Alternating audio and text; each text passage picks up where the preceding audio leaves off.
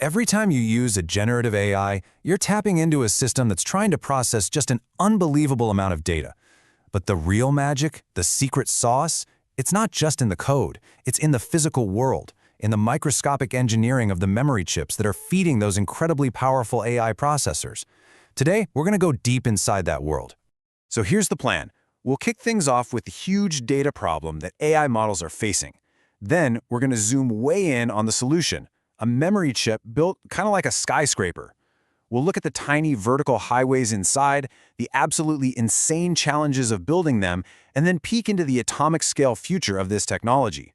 And finally, we'll see why this tiny battle has such huge consequences for the next AI revolution. Okay, so at its very core, the problem is basically a massive traffic jam.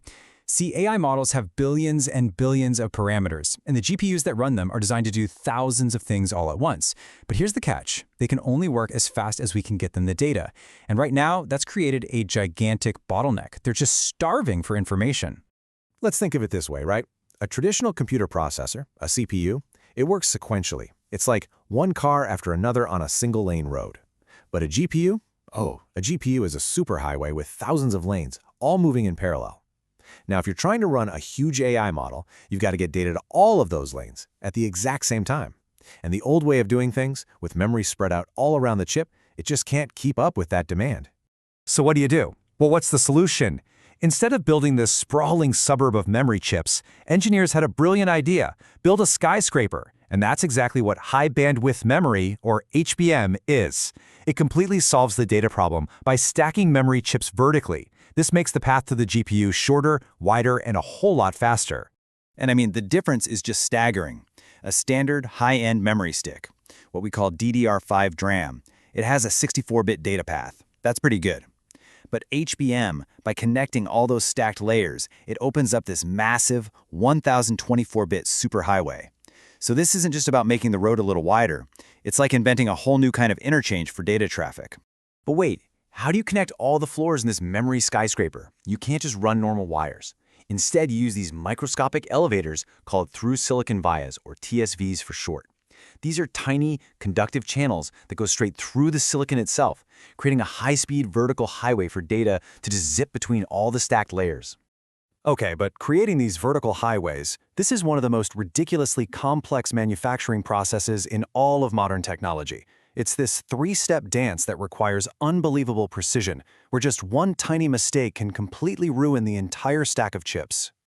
So first, you have to etch, or basically drill, a hole that is phenomenally deep compared to how wide it is.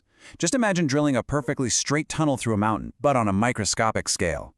Then, you have to perfectly coat the inside of that tunnel with an insulating layer. And finally, and this part is absolutely critical, you have to fill it with copper so perfectly that there's not a single microscopic air bubble, or what they call a void, left behind. Any tiny void can disrupt the signal or just cause the chip to fail completely. This really changes the whole game. For decades, the main focus was just on making the transistors on a chip smaller and faster. But with HBM, the physical assembly, the 3D packaging, is now just as important. The performance of the final chip is literally defined by how perfectly you can build this tiny little skyscraper. It's half the battle. Now, building this structure is one thing, but making sure it survives is something else entirely. Stacking all these different layers of silicon and copper creates what is basically a gauntlet of physical challenges that can literally tear the chip apart from the inside out. For instance, as the chip heats up and cools down during use, the copper inside those TSVs expands and contracts at a totally different rate than the silicon around it. This creates immense thermal stress that can cause tiny little cracks. And get this, a single particle of dust, smaller than a human cell, can land on a bonding surface and prevent a perfect connection, which can kill the entire chip. The higher you stack these things, the more all these forces get amplified. It's a real battle against physics.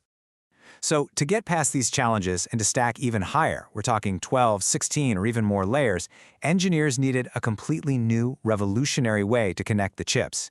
They had to get rid of the solder entirely and create a connection at the atomic level. Okay, so the old method, thermocompression bonding, it used these tiny pillars of copper tipped with solder. You'd press the chips together with heat, melt the solder, and form a connection.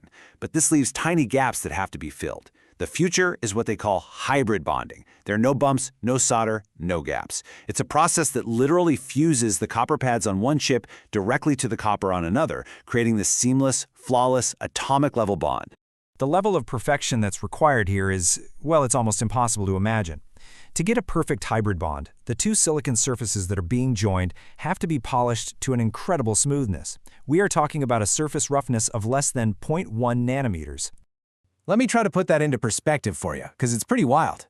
That level of flatness is basically like taking an entire football field and making its surface so perfectly level that the difference between the tallest blade of grass and the shortest little divot is less than the width of a single atom. That is the insane, mind-bending precision needed to build the future of AI memory.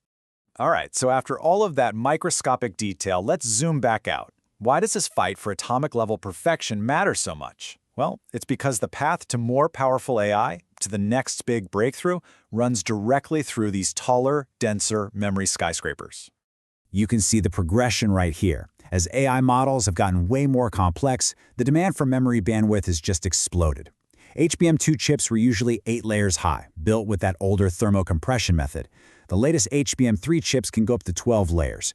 But to get to 16 layers and beyond for the next generation of AI accelerators, the density and the heat just make those old bonding methods impossible. Only the atomic precision of hybrid bonding can build those future skyscrapers. And this really brings us to the main takeaway here. The race to build the next great AI isn't just happening in software labs with coders. It's being won and it's being lost in these hyper-clean rooms where engineers are battling physics at the atomic scale.